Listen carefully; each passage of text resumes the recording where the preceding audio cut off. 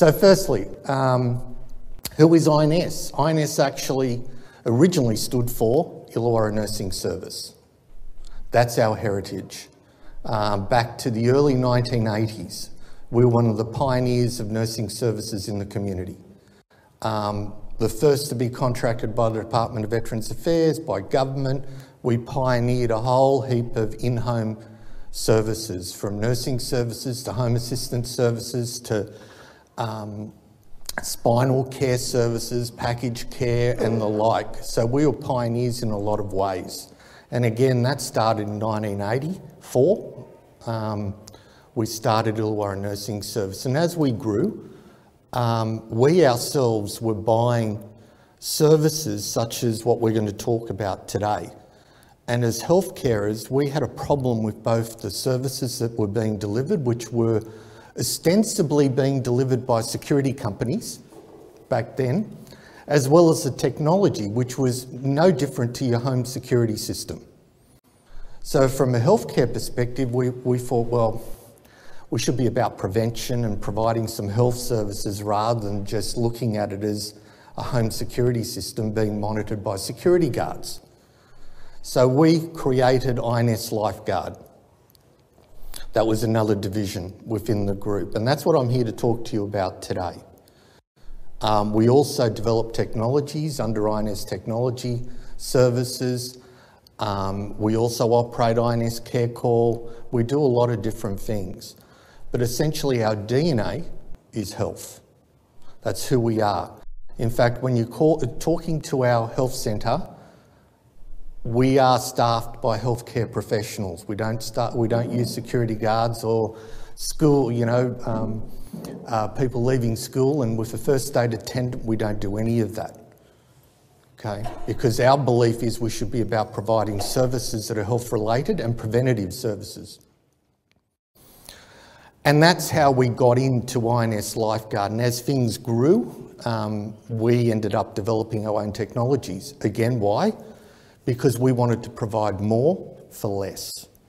That's really why we did it. And as health carers, we're always striving, I think you'll agree, to provide more within budgets. We've always got budgets. We're always limited by funding. So we wanted to get out there, deliver some technology that was going to be able to provide some additional services, but at a cost base that would make it affordable within what people were paying before. Okay, so INS LifeGuard is, we have health centres both in Wollongong, as Peter mentioned, our headquarters is in Wollongong. We're Australian family owned. We don't have call centres in India. That's a common question I get. But we also do have a call centre in Auckland, New Zealand. Okay, so we operate out of Wollongong and Auckland, but we're not far away from you. Our headquarters is in the heart of Wollongong. I'm Wollongong born, bred, spent a lot of my time in the big cities, but I'm glad to be back home.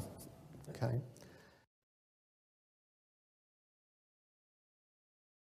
So our centre is, as I mentioned, health related. I'm going to talk to you about medical monitoring today, but it's important that you know what our point of difference is, and it really is our services and who's driving it. If you're talking to us, you're not talking to, as I said, security guards or school leavers, unqualified people. We're qualified, okay? So you're talking to, at a minimum, nurses, okay? Now, to explain to you the skill sets in our centre, up until recently, if you were to call the after-hours doctor service in the Illawarra, you're talking to us. Okay, that's recently been bought out by a big international conglomerate. We provide employee health services. So think of the big airlines. If their pilots or cabin crew get injured, we look after them. Paramedics in Victoria, they get injured at work, report their injuries to us. We do a whole heap of things. It's because we're a big centre, we've got healthcare professionals on site, and we're able to do all of these health-related services.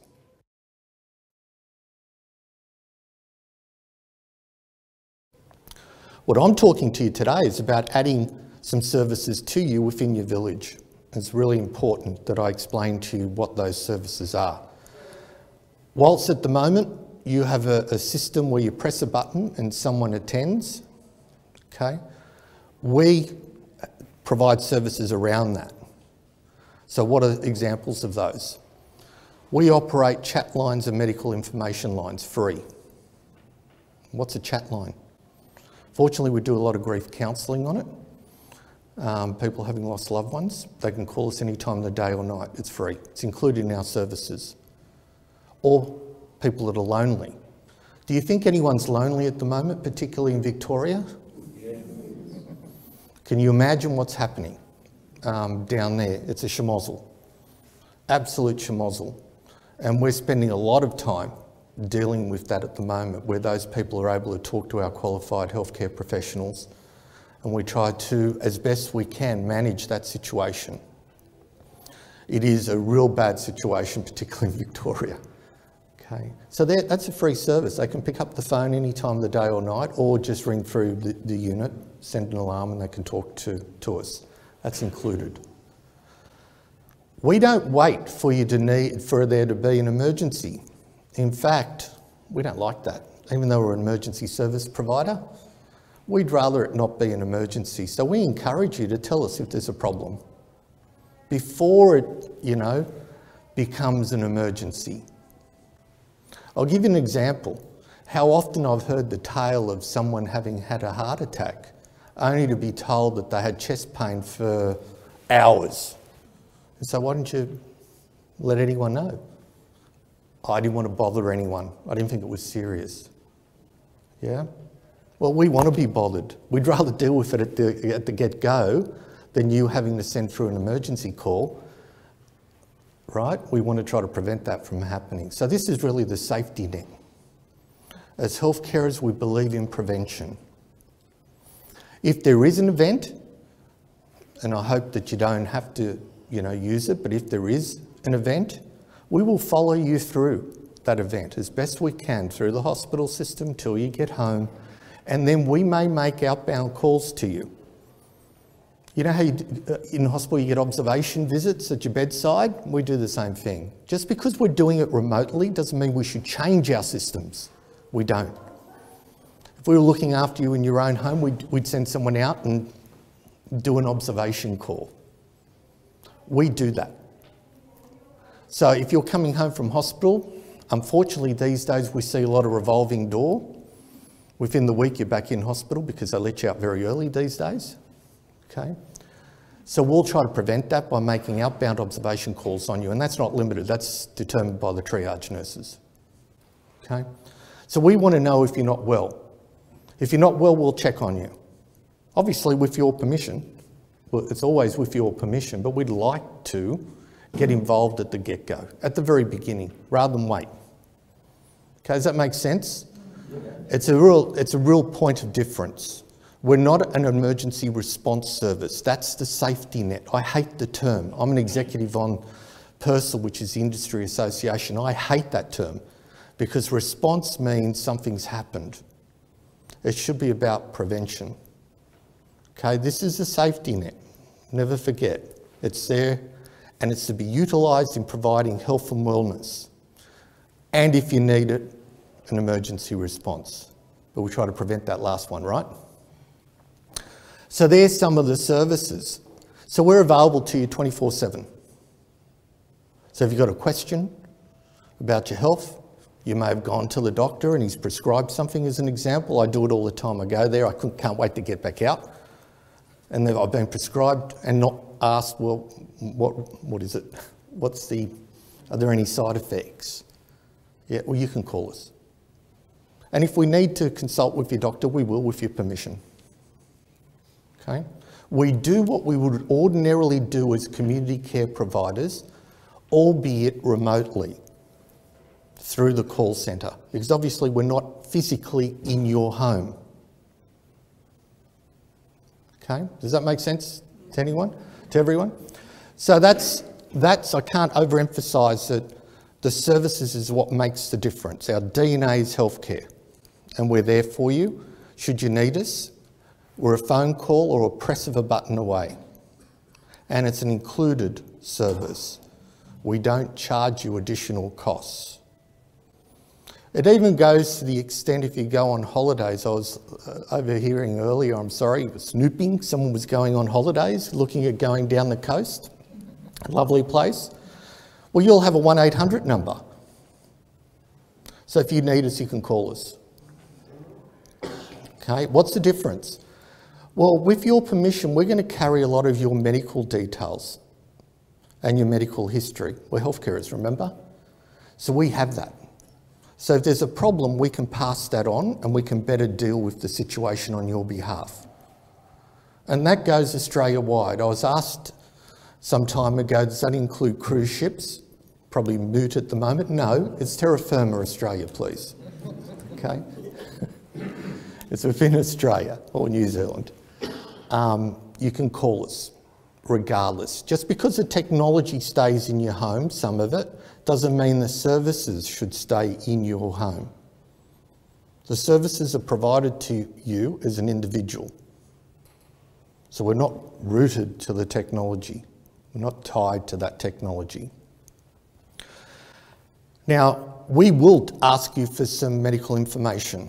As much as you're comfortable giving us, in the knowledge that we're healthcare providers and we get audited for privacy, obviously, and your data is secure, we will only release your information either with your permission or if there's an emergency and it's shared with AMBOs, hospitals and the like.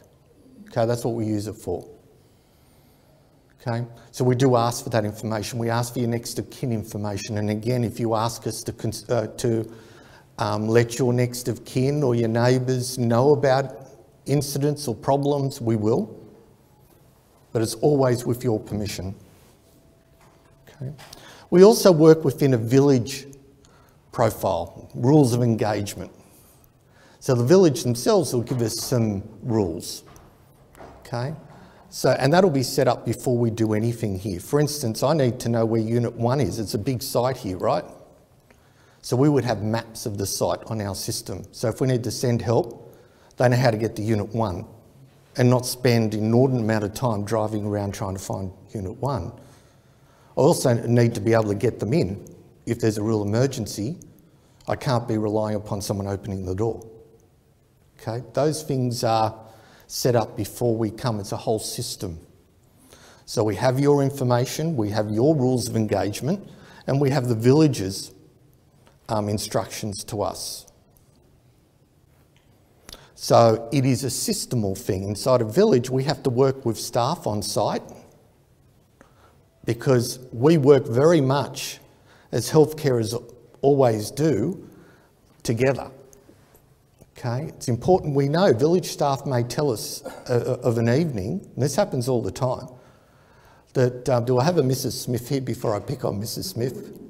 Is Mrs. Smith here? There always is. Come on, there's got to be, there is. See, told you. I'm sorry, Mrs. Smith, your name's going to be called out a lot. Mrs. Smith. We don't have a Mrs. Jones. We don't have a Mrs. Now you've fooled me. All right, Mrs. Jones. You've really thrown me. So we need to have all that information on Mrs. Jones. We need to know her information, but the village may say to us, well, can you keep an eye out on Mrs. Jones? She's just come back from hospital. Hopefully you'll tell us, or your next of kin will tell us, or the village staff will tell us. And then we may do outbound calls to you, independent of you pressing anything, just to check on you, okay? And that's what the nurses will do, okay? It's important. We work with, we're the biggest in the industry. We have over 500 and something sites across the country, across Australia at the moment. We have sites that have no staff, not even a village manager on site out in the country. We work with resident committees, and we have very big sites that have registered nurses on site. So we scale our services to suit. We have to work together so that that information is passed. Again, only with your permission. Always with your permission. The more you give us, the better. And it makes a difference. I'll give you an example. If you have a fall, unfortunate, you trip and fall or whatever else, and you tell us, the response may vary greatly. For instance, if I know you're on warfarin, you're going to get a different response, okay? And that's the importance of us knowing that information up front. Now, if we do need to send someone out, as I said, we may, depending on the village instructions to us, we may let the village know. But we will get services rolling, we'll tell them how to get in, we will tell them your health profile, your medications, and we will keep an eye on the response, which is really important. Another example, you might call us and say, you've got a splitting headache. Now, for me to roll services to that, you may get a, like what we call in the industry, a cab, okay? No bells and whistles, they'll come when they can, whatever, it could take a long time. But if I know you've got a history of TIAs or stroke or something like that, or that may develop into something more sinister, I need to change the response from services, so you'll get a different response. So we need to monitor all that, and we do, okay? So there's some of the services. We also provide some village services, which we'll talk to Peter about. He's utilised before, after hours, emergency contacts and so on, that if you have a need it in the middle of the night, you know, you can call us for that too. But we'll sort that out with the village, okay? I'd rather have the information up front than have to call Peter at 2 a.m. in the morning. You won't be very happy with that, okay? So, and that's how we work. That's what we call a system.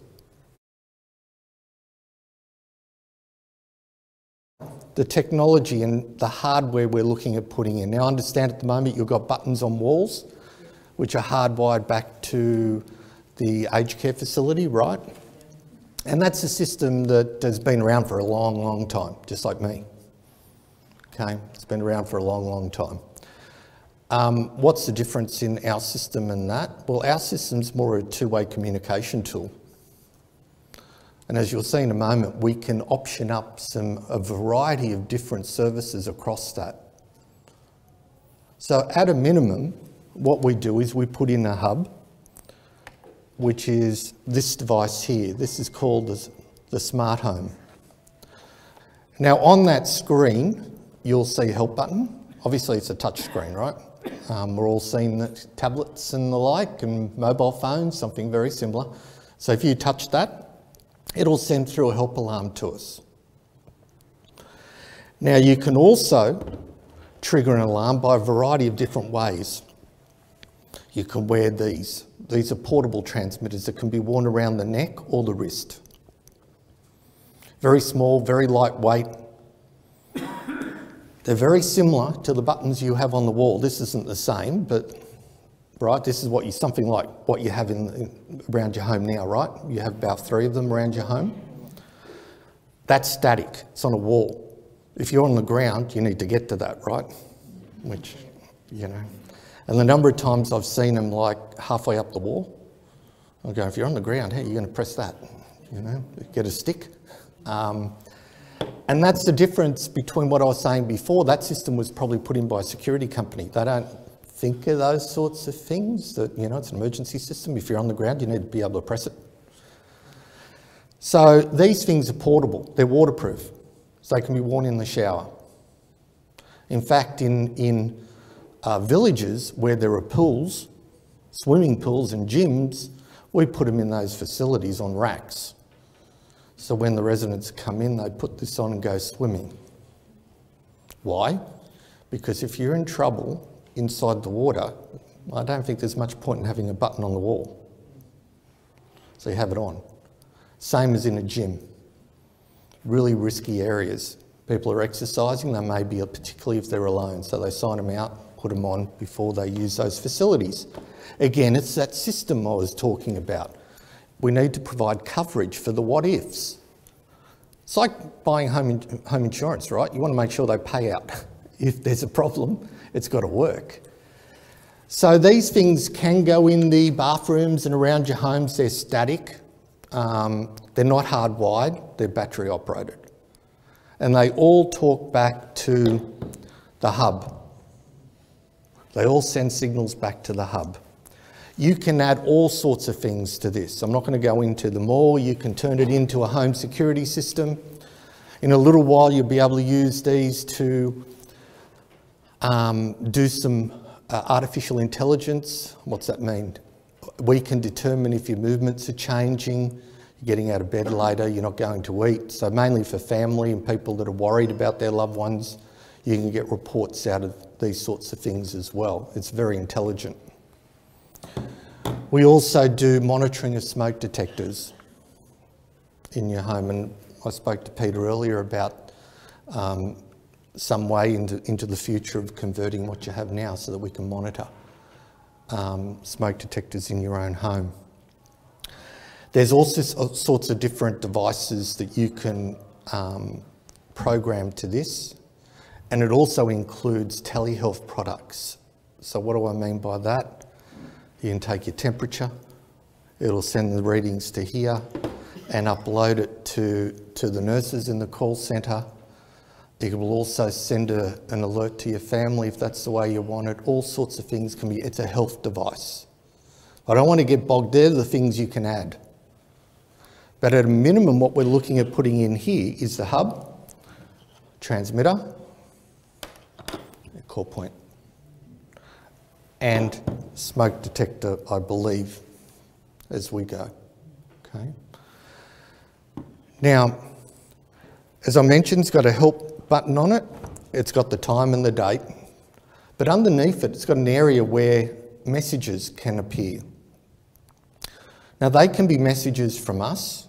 They can be messages from the village, because the village has a web portal that they can use. They can send out all sorts of messages to the device. So it can be it can be messages such as the bus is leaving at 9 o'clock. Messages can be sent to individuals or groups. Golf club is meeting. All that sort of thing can be sent here. Important tasks such as a reminder of taking medication and so on can be sent here too. Now yes, it's got a screen.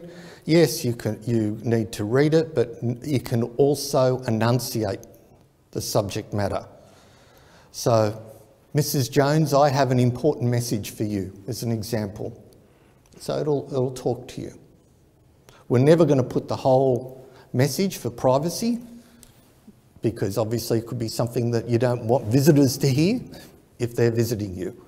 But it'll alert you that there's an important message, and that can be set up by the village. It can also be used as an emergency evacuation device, which has been used, think of the fires earlier this year, in a number of sites around the country. We had to evacuate sites, and this came in very handy. So that's triggered by the village or by us, and it's very loud.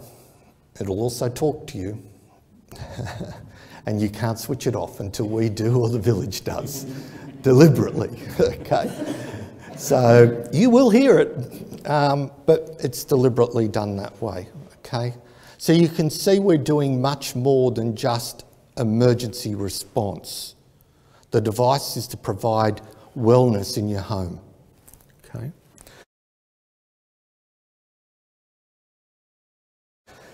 Now the device, as I mentioned, has got some messages, areas for messages underneath.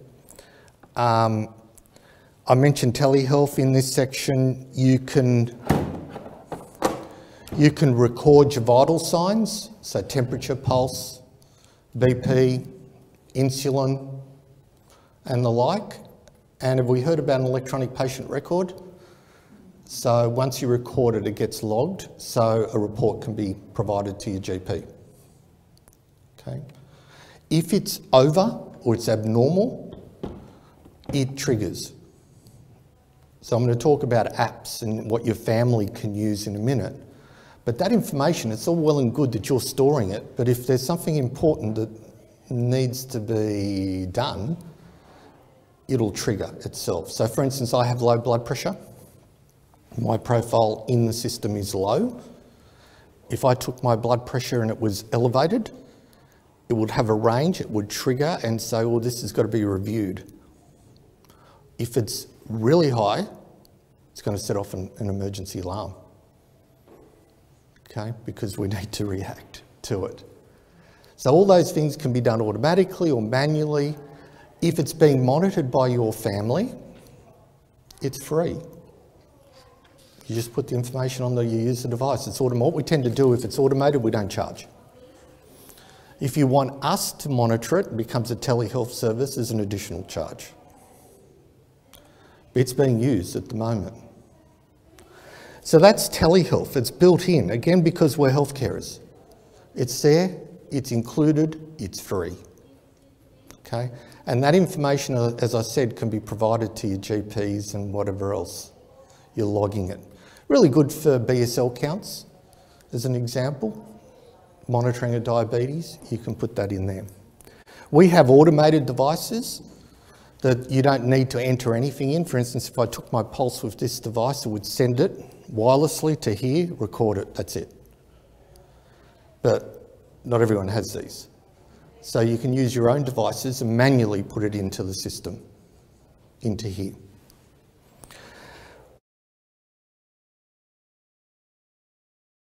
What else do we have? You can turn this home into, you can make this system control lights and power points in your home if you wanted to.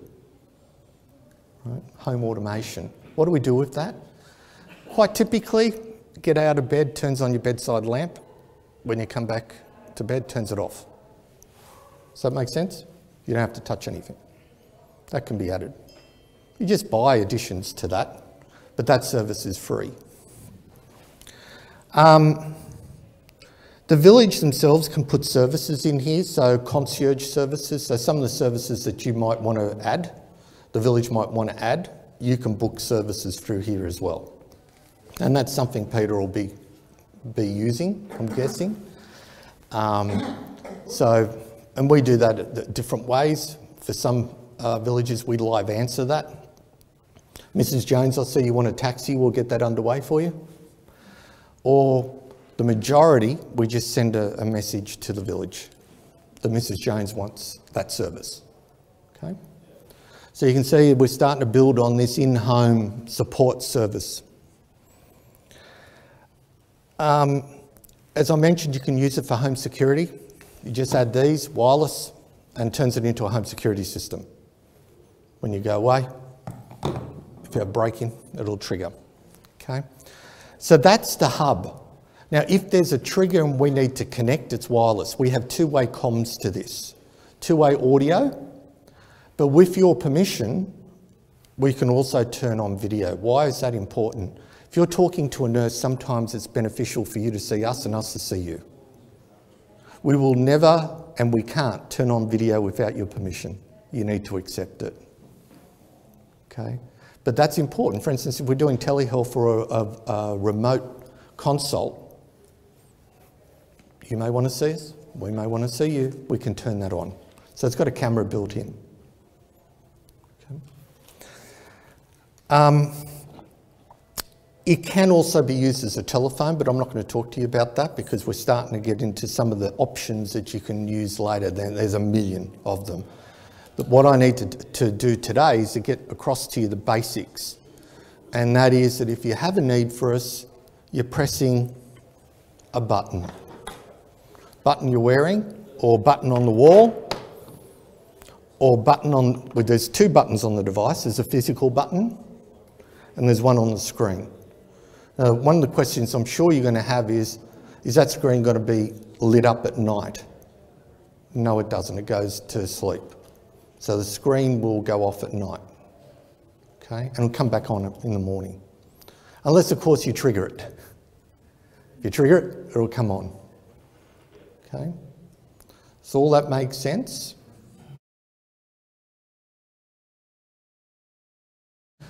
The actual installation will take around about an hour, 45 minutes to an hour, but most of that time's not to do that. You can well imagine that's plug and play. We control it from the other end.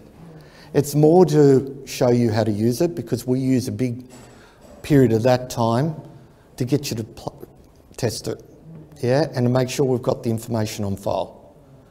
Now, after the installation, it's not done there. We're going to ask you to press it once a day, whenever you feel like, for a week. Why do we do that? Again, system stuff, right? I want this to be second nature to you. I want to break down the barriers that I often hear from an industry perspective that I just didn't want to bother anyone. Remember how I said it's got a SIM in it? So it's got a SIM card, totally separate from your landline. It can connect to your own Wi-Fi or your own internet service, and we encourage that. Why? Because if, say, Telstra goes down, you've got a secondary path in the event of an emergency. So this can connect up to Wi-Fi as well, or Ethernet. Does it just pair? Yeah, you just like any other Wi-Fi. It's a Wi-Fi bridge in that, but we would do that for you with your permission. And it's only to give another, again, it's an emergency, right? You don't want, you know, the local tower to be down for Telstra and then that's your line of communication. So we always say if you've got Wi-Fi or Ethernet in the home, we connect it to that as well. It's using the SIM, but if something happens, you've got a secondary path, okay? Now it's totally separate. The only thing we have to plug into is power. It's got a battery backup. Now what's the battery backup? Around about 40 hours. Again, that's an Australian standard because if you have a power failure, your emergency system needs to continue to work, right? So this needs to be independent to power, independent to NBN landlines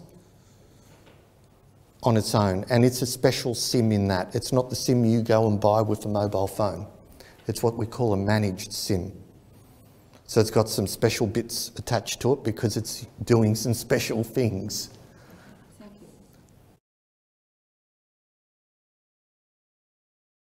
So yes, we do encourage you to wear the pendant at all times. Now, how successful are we at that? Encouraging people to wear it. No, horses for courses, right? Everyone's different needs. But if you are going to take it off of a night, you don't have to. Leave it on your bedside, put it on when you get up out of bed. We know danger times. And one of the most dangerous periods is in the night time where you get up out of bed, take 2 steps, low blood pressure, fall. Now your pendant's on the bedside table. Or getting up from the bathroom, the toilet, same deal, even worse, because now you're crashing and burning on tiles. Okay? So we encourage you to wear your pendant. It doesn't need to come off. It is waterproof, you can wear it in the shower, as I said. If you do have it off, at least you have, in this village, you'll have the additional bonus of the core points. And they won't be at the height they are now. So you'll have physical buttons around your home as well.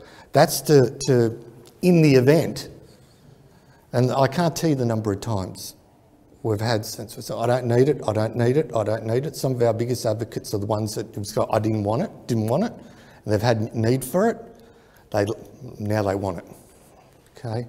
So it's an emergency situation, it's better that you use it. But there are, you know, some people say, I don't want to have this on, I don't need it. Well then consider some of the other things I showed you. But really you're in a community such as this because you want additional support, right? And this, what we're doing is adding to that support through the village by setting up this system. That's really what it is. The technology is just the enabler. Remember what I said earlier? I don't want to get bogged down in the technology because the technology just enables us to do stuff. The important bit is the services that you'll be using. And that's the bit where I'm confident, I hope, that if I were to come back in months' time, down the line, say in a year, that you're going to say to me, I really like the service. Okay?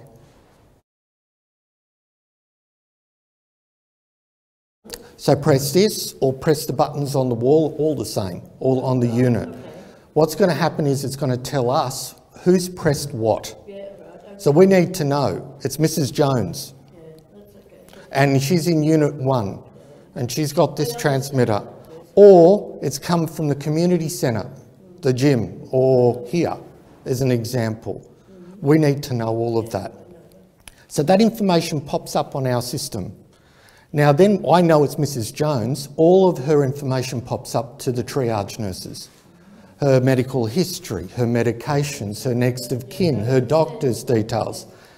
They then connect up to that device. So you have to use that? No, you don't have to do anything. You stay where you are. Now inside your home, right, you can be 2 bedrooms away. Now, obviously if you've got the door shut and you whisper, we're not going to hear you. But it's very sensitive. You'll be able, it's hands-free. So you don't have to go pick up the handset. So if you're down there and press it, right at the entrance, you'll have a conversation with us. Does that make sense? We don't want you coming here. No. I'll be able to hear you and... Yeah, obviously there's limits. It's like if you can hear me, if I can go back there, this will pick you up with the same clarity. But remember, if we can't establish that it's not an emergency, we treat it as an emergency. Have to. So if you can't talk to us, for instance, you're outside in the yard, right, and you've got the door shut, we can't hear you, you can't hear us, we have to assume that you need help. Okay, I press the button and somebody has to get in touch with us, or do we ring? No, it's all automatic. You don't touch it. You just press the button. If I press this button, it's going to go... Your alarm has been activated. So that's what happens. Then it sends all that information through. Okay? What's the time frame? Under the standards, we have to, by standards, give you 10 seconds to cancel if it's an accident. For instance, if your grandson has gone and played with it. What I say, we have to do that. I hate it. I'm trying to change it. I say let it go through. Because if you think about the logic, you're rushing over there to cancel and you fall. So do not cancel it. Let it go. We treat it as a test. In fact, we're going to ask you to send through a test call on your birth date every month. Why do we do that? It's not to check the hardware because this is really smart. It checks itself. It's so that you can get to speak to us, we get to speak to you, we're going to prompt you and say, is there any updates on your medication or your medical history? And it's like a fire drill, right? Why do we do fire drills? Because if you, in times of panic, you need to know what to do. This is no different. You know how many times we've seen instances where people have had a problem and not pressed their button? You know why? Didn't remember. Panic. They hadn't used it. So we're going to ask you to use it at least once a month. It's not compulsory, but that's my recommendation to you. And that gets you au fait with the equipment, using it, pressing the button. It's really simple. And it gives you an opportunity to talk to us, and you're going to get to know us very well. You're going to get to know the nurses. And I'm really proud of this stat, but over half of our employees have been with us for over 10 years. And half of those, around 25%, 15 years. You know. But if you have a fall and you're unconscious? That's, well, if you can't press this button, well, then it's a problem, right? That's where this button comes in. If you have epilepsy or have a history of drop without notice, that's the option for you. Because it will, in most circumstances, detect your fall and look for you to move within a time frame, and if you don't, it's going to tell us. It's not perfect, because if you fall slowly and do this, you know, it doesn't know the difference between that and you getting in your lounge chair. But if you drop, it's pretty good. So there's different options. As I mentioned, I'm not going to bore you with all the options. You can add to this until as your needs change, you can add services to it. The hardware, the hub doesn't change, it's there. You add services. That's just, and we don't have to come here to do it. So if you wanted to add this later on, we don't have to come here and install it. It's all remotely done. Okay? So we don't have to send technicians. So if I can hear you, if I'm in your home and you have the bathroom door closed, and you're doing it, I'm not going to hear you through that. I can't magically make you talk louder. But if I can hear you with my ears, this will pick you up with the same clarity. But when you press this, this is going to transmit inside your home and around your home, 50 metres approximately from here to here. Okay? And all the call point that's on the... Yes. So it goes back to that. Now, if you've got the door shut or you can't speak to me, remember what I said before, what are we going to do?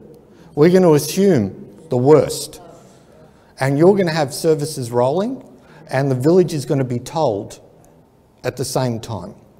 And no, there's not a delay. This is the other thing, we're a big centre, right? If I need to tell other people, we work in teams. We don't just ring you and then go, okay, I've got to ring you. I'm going to ring you. It's happening, right? There's people supporting each other. So while someone's on the phone to Ambos, someone else is calling potentially the village.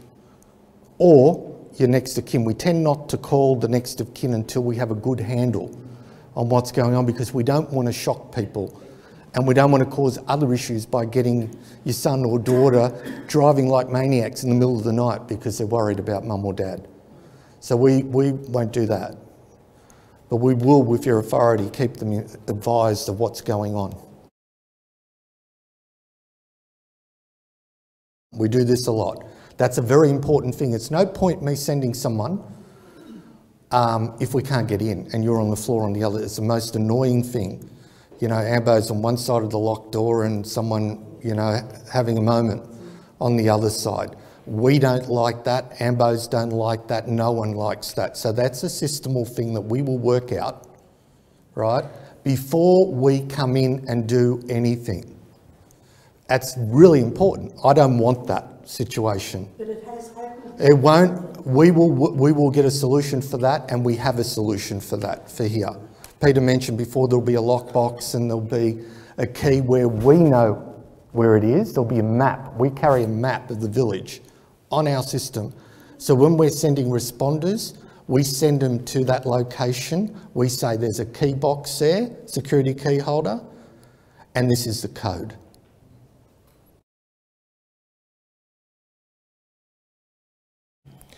Now, I mentioned before, when you're away from home, you've got a 1-800 number, but you can actually do much more now. How many of you have mobile phones?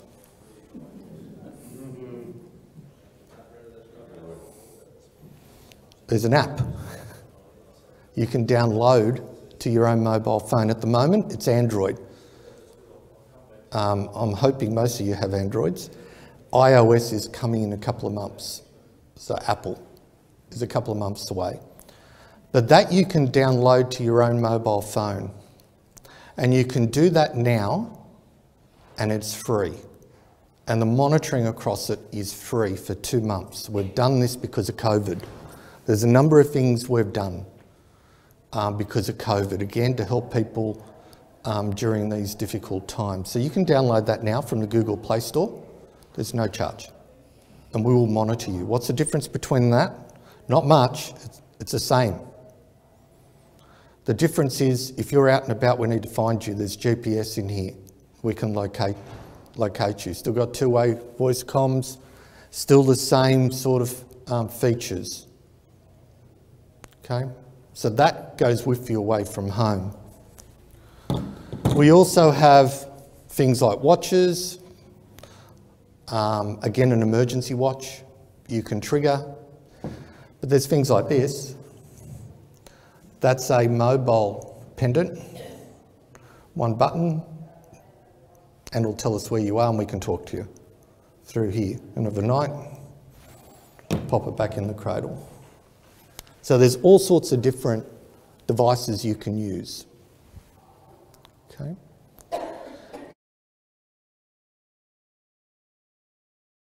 So the question was, how long before iOS, which is the Apple version, where it's in development, 2 to 3 months probably, but we lose some of the features because iOS is restricted in the control. So it'll still send an emergency call or do all of that, but some of the other tweaks that we have in these, you lose. I'm not going to get into that, but it's still an emergency system. We're still going to be able to find you, get the alarm call and find you. It's just some of the other things the family can set, you know, for instance, if they're worried about kids or whatever else and they have to put boundaries around the school, you can't do it on iOS. Those sorts of things you lose. The question was if I'm shopping at Woolies. Well, let me tell you what happened 2 weeks ago. Someone was in Woolies and triggered the alarm. Now, obviously you're indoors. We can see you're in Woolies because we carry that information. So when you trigger it, it sends us your last known location and we can request the device. The application on this is our emergency app. This is the application that's on the phone. So, or on here, they're all the same. So it's using GPS and it's collecting a little bit because I know that if you go indoors, and in Woolies, they weren't in Woolies, they were in the car park, underground. I can't find them. There's no GPS. But we were able to locate where they entered Woolworths. What happened then? Well, centre management were on the PA going, Mrs. Jones, is there a Mrs. Jones from Heathcote? In the centre, can you report to manager? And we had management of the centre on alert. If you're outdoors, we're going to have a location within metres. Within metres. What's the restriction? Wherever you have mobile coverage. Doesn't need a fancy phone. Needs a phone with a SIM in it, or you need to be Wi-Fi covered or some sort of connection and it'll work. So we'll find you if you trigger an alarm. Does that answer your question? So it's not limited to a distance, it's only limited to the connection. Okay. We're improving and adding to services. One of the most recent updates has been we've released an app for mobile phones for family and carers. That was going to be released in 2022 was our plan. Along comes COVID. And we go, oh, hang on, we've got a two-way communication device in all of these homes. And all of these people are essentially under house arrest, particularly in Victoria. Yeah? Now, how do we open our environment up? How do we open our ecosystem up? So now we've released an app for family. So you can get your family to download an app. What's that do? They can send messages to this.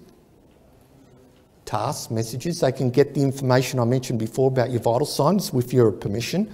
They can update your health information if you want them to through that app. Always, you've got to give permission for this, right? You can update your own information from here, by the way, or from a website. But the family can also do it. The family, if you connect that to Wi-Fi, you can even have a video call for them at the moment for nothing. No setting up anything. App to app. So son call mum, mum call son, daughter. No Skyping, none of that. It's within our environment. You just need to tie this up to Wi-Fi and they've got the app. You think that's important at the moment? Yes, it's really important at the moment. Sorry? Yes. Yes, it's private. Yeah, always with your permission. Yeah, but between the son and the... Yeah, it's end to end. It's not going through Skype. It's not going through that. It's going into app to app. Okay, so anyone with that app that you give permission to can interact with you through here or through the mobile app that you can download, I mentioned before, or through here. It's all one system. Does that make sense? It's really important. You know, I want to remind mum about this. I can send a message to mum.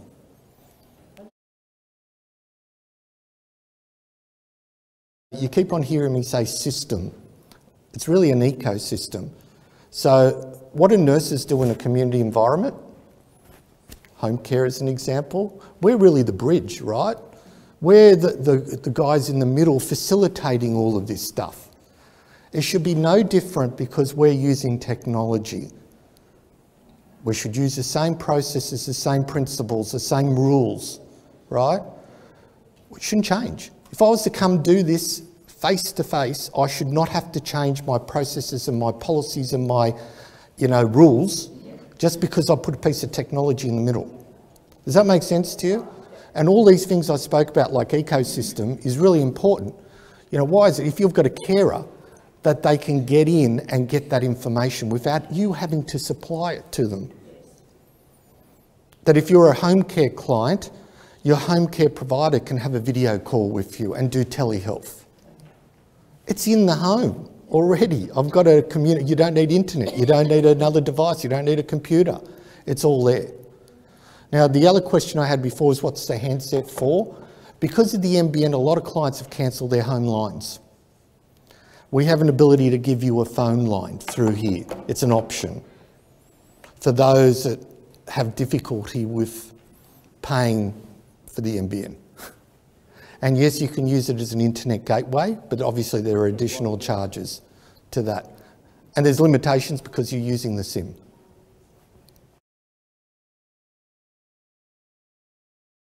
We have a YouTube channel. If you look up the INS group, there's a whole bunch of videos on there. So if you've missed something I've said or you want to get more information on the app or something like that, there's videos.